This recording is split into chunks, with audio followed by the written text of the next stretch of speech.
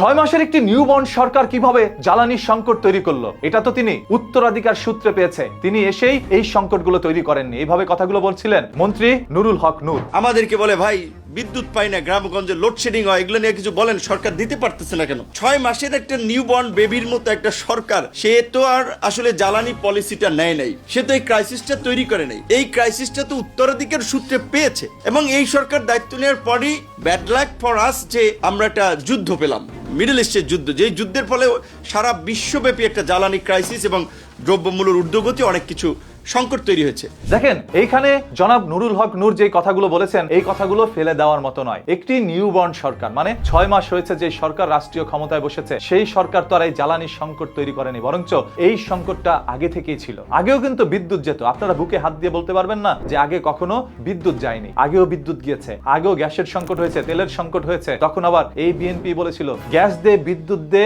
না হলে গদি ছাইরা দে। বিদ্যুৎ দে, গ্যাস দে, পানি দে, নইলে গদি ছেড়ে দে।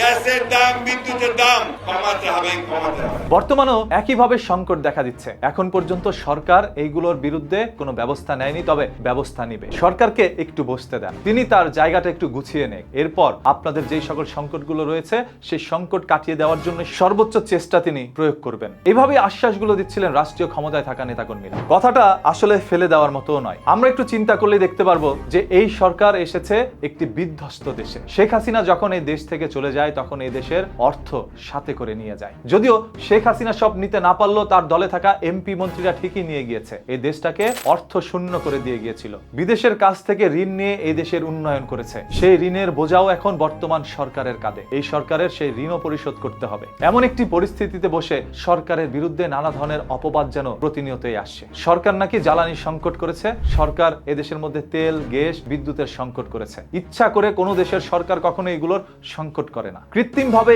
এই সংকটগুলো মানুষের সামনে নিয়ে আসে অসংখ্য রাজনৈতিক মহল, যারা চায় সরকারের পতন। হয়তোবা সেই চক্রান্তের মুখে পড়েছে বর্তমান সরকার। এমনও তো হতে পারে মাত্র 6 মাসের মধ্যে এই সরকারের পতনের জন্য অনেকেই ডাক দেওয়ার চেষ্টা করছে। দেখেন, বর্তমান সরকারকে সরিয়ে ওইখানে যদি আপনি অন্য কাউকে বসান, সে আসার পরও এই সংকটগুলো যেন থেকেই যাবে। কেউ এসেই এই সংকটগুলো কাটিয়ে দিতে পারবে না। এটার জন্য সময়ের দরকার, আর সেই সময় সরকারকে দিলে হয়তোবা ভালো কিছুও পেতে পারেন। আপনাদের কাছে এই বিষয়গুলো কি মনে হচ্ছে? আর প্রতিদিনের এই ধরনের ঘটনার, দুর্ঘটনা লুকোনো সত্য জানতে চান? যদি তাই হয়ে থাকে, পেজটাকে ফলো করে রাখেন।